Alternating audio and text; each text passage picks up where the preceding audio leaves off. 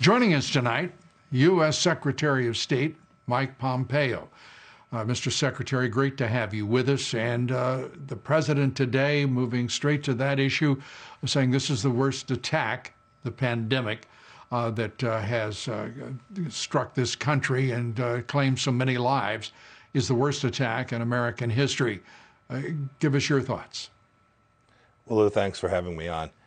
It is undoubtedly the case that we've now had tens of thousands of lives lost here in the United States, enormous economic wealth destruction here in the United States and all around the world.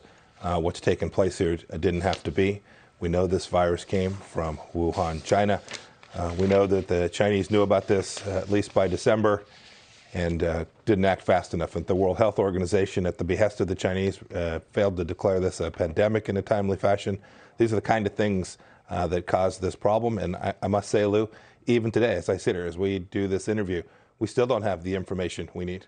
We still continue to implore the Chinese government to turn over the samples, to allow Westerners in to look at these labs. We still need information, not only to work on this particular crisis, but to do everything we can to take down the risk that something like this can happen again.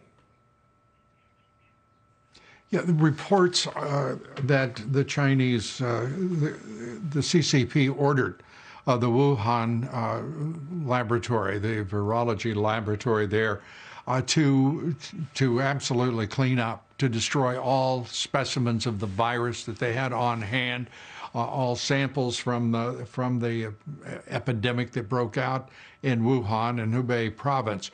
Have we confirmed that? Has the United States government confirmed that?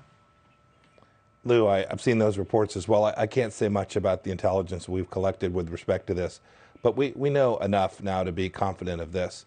We saw what they did to the journalists that they kicked out, American journalists they kicked out. We saw what they did to some of the doctors who early on raised the flag and said, hey, we've got a problem. We saw that they just wandered off, not to be seen again. We've seen this kind of behavior, this kind of activity. It's what authoritarian regimes like the Chinese Communist Party do. They hide, they dissemble, they then propagate disinformation, propaganda that we saw when they tried to pin it on the United States. It seems like forever ago, but just a few weeks back.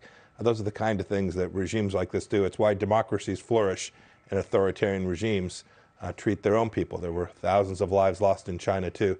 Treat their own people with such little regard for life.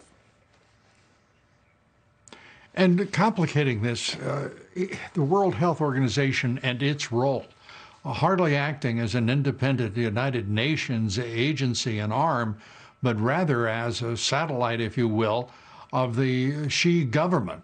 Dr. Tedros simply echoing the propaganda emanating from Beijing and Wuhan province about what had transpired. And I know the administration is considering a number of alternatives, amongst them creating an agency that would replace the World Health Organization itself. Can you tell us where the administration stands on that as of now? I sure can, Lou. So the White House Secretary Azar and myself are all trying to evaluate what's the best path forward. Our mission given to us by the president is very clear. Allowing the World Health Organization to fail again is unacceptable. To put hundreds of millions of American dollars to the World Health Organization, if it's not going to deliver on the outcomes, is unacceptable.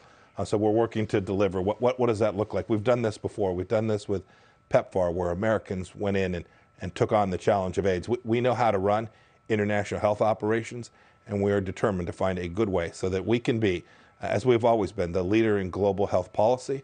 That's saved lives all across the world. It saved American lives when we do it well, and President Trump has demanded that we do that in this situation as well. The WHO simply didn't accomplish what its intended mission was. And as the president says about organizations that are multilateral in nature, if they work, fine. If they don't, we're simply not going to be part of it. Well, that's straightforward. Mr. Secretary, the motivation of the Chinese here, what happened in Wuhan in that laboratory, the idea that this was a naturally occurring virus, in a virus that emanated from nature, doesn't really answer the question Was it in any way a virus that was manipulated or engineered in any way as a bioweapon? We know the Chinese have a sophisticated biowarfare structure and capacity, and led by General Ho, at least in the planning and research stages. Why are we not hearing more discussion about the actual construction of this, the construct, I'll put it that way so as not to imply outright engineering, the construct of this virus, and why are people so eager to dismiss it? And by people, I'm referring to some of the public health authorities, to dismiss it as simply a natural phenomenon, and that there's no sense looking at the evidence here, that is the capacity of China in biowarfare that shouldn't even be considered, some are saying. Lou, we've seen what our intelligence community said about this. I have no reason to disbelieve what they've concluded. But your point about the origin of this virus, the nature of it, how it got out into the wild in the way that it did, is something we still have lots of unanswered questions about. I have said before, I've seen evidence that this likely came from the Wuhan Institute of Virology. Happy to see other evidence that disproves that. We should get to the bottom of it. That's why we've been asking for months now to give Westerners access to this information. The people who can answer these questions, Lou, that you just described, are the leaders of the Chinese Communist Party. They have an obligation to the world, not one from last month or 2 months ago, but one for today. They have an obligation to the world to share this information, to open up, to be transparent. China claims that that's what they want. They want to be part of this great civilization of nations all around the world. To do that, to be a reliable partner, you have to be transparent, and they have done exactly the opposite here. They've done what authoritarian regimes do, and that's not only caused loss of life so far, but it continues to be a danger and a threat to the American people.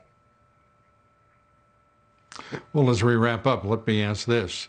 Are you in active conversations with the foreign minister, President Xi's office, with the Communist government of China right now? Yes, we are in active conversations, urging them to do what I just described, to help us, not just the United States, but the world, understand how this could possibly have happened and how we take the actions to make sure that BSL level 4, these high-end labs that the Chinese are running, operate in a way that's safe and we don't end up with infection all around the world again. Secretary Mike Pompeo, always good to see you. Thanks for being with us this evening.